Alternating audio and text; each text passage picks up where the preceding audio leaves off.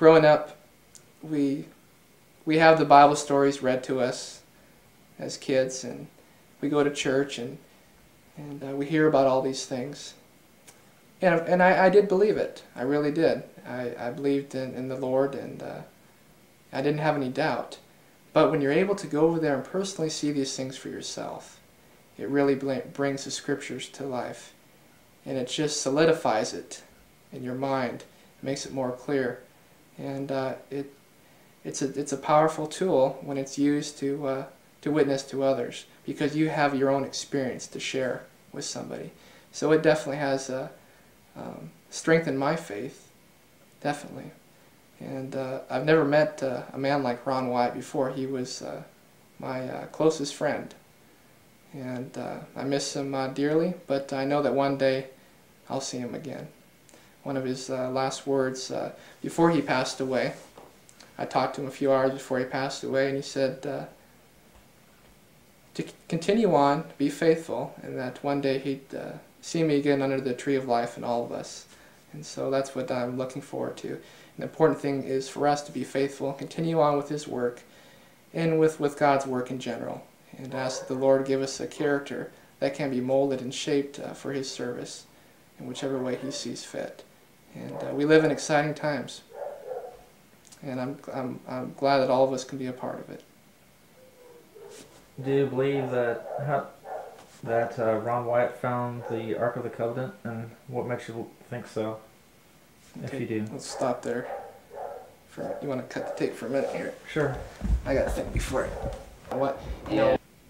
Yeah, that is definitely one misconception that people have. They say, well, Ron doesn't have the credentials that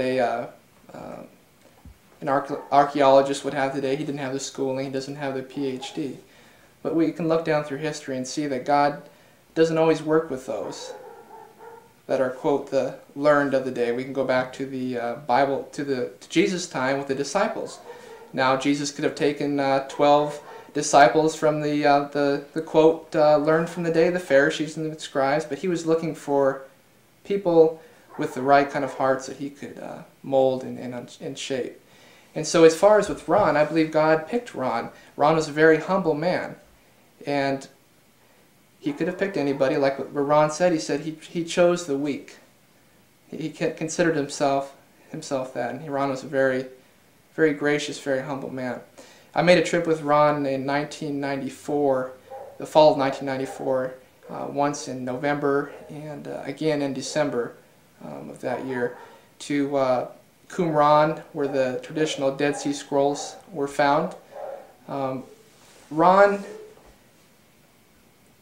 was going to do some excavation there for the Israeli Antiquity Department. This is another thing too. People believe, well, you know, did Ron Wyatt just go over there and just start taking pictures and say this is this, this is that? You know, how would he get clearance to be able to do a dig on a site like this? This is one of the highly prized archaeological sites in the world. To be able to go there and do an excavation, you're going to have some contacts, and you're going to have to be a believable source.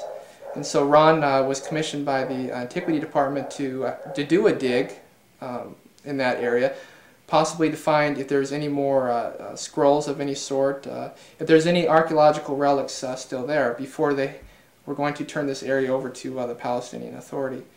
And so we did do a dig there near the Dead Sea Scrolls site.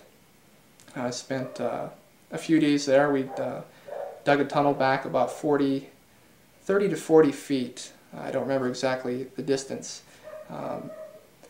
And we would bring the dirt out, and we were up on a embankment there where we had dug that hole. He picked up a gold reading in the area we were digging, so we were hoping to come into a chamber there, possibly to find something. But we did not find anything on that trip or the second trip.